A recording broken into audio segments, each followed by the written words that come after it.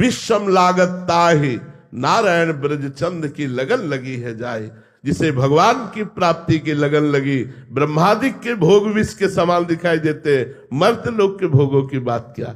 इसलिए अभी विषयों का ही भजन हो रहा है, अभी वास्तविक भगवान का भजन नहीं हो रहा। जब भगवान का भजन होगा तो किसी विषय के आश्रय से नहीं होता, वो भगवान के आश्रय से होता है।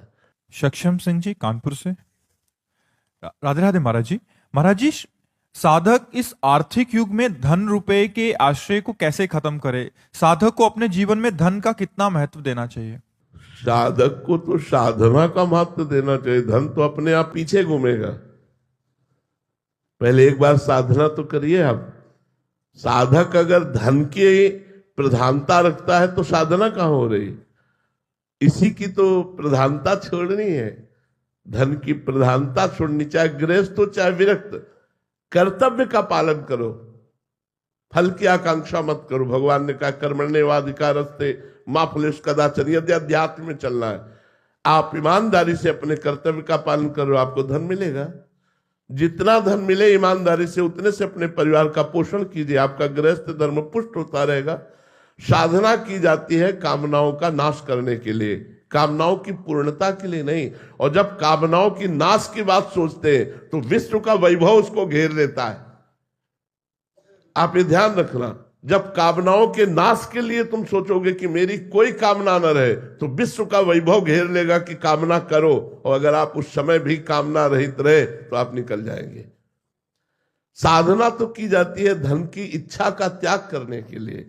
अच्छा, धन से किसकी सुख वृत्ति बढ़ी है? हमें किसी एक को बताओ कि वो सुखी है। इतने लोग बैठे हैं, ऐसा नहीं है कि इनमें से किसी के पास धन ना हो, लेकिन कौन सुखी है? ऐसे पूरे भारत को बैठाल के या विश्व को बैठाल के पूछा जाए कि आप तृप्त हो क्या, तो कहीं कोई बोलने वाला नहीं कि मैं धन से तृप्त हो गया हूं। धन में है क्या सुख? आपको एक कमरे में बंद कर दिया जाए और नोट आपके आसपास रख दिए जाए, आप सुखी हो जाएंगे? धन से भोग मिलते हैं, भोग इंद्रियों से होता है, इंद्रियां मन से संचलित है, मन बुद्धि से संचलित है, बुद्धि मायामयी है, सब खिलवाड़ हो रहा है। जब होए बुद्धि जो परम सयानी, तिन तन चितई नानहित जानी, तब वो परमात्मा की तरफ चलती।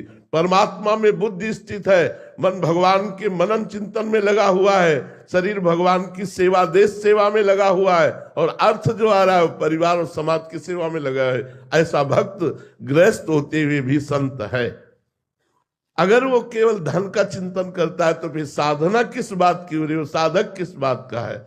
साधक भगवत चिंतन करने वाला होता है।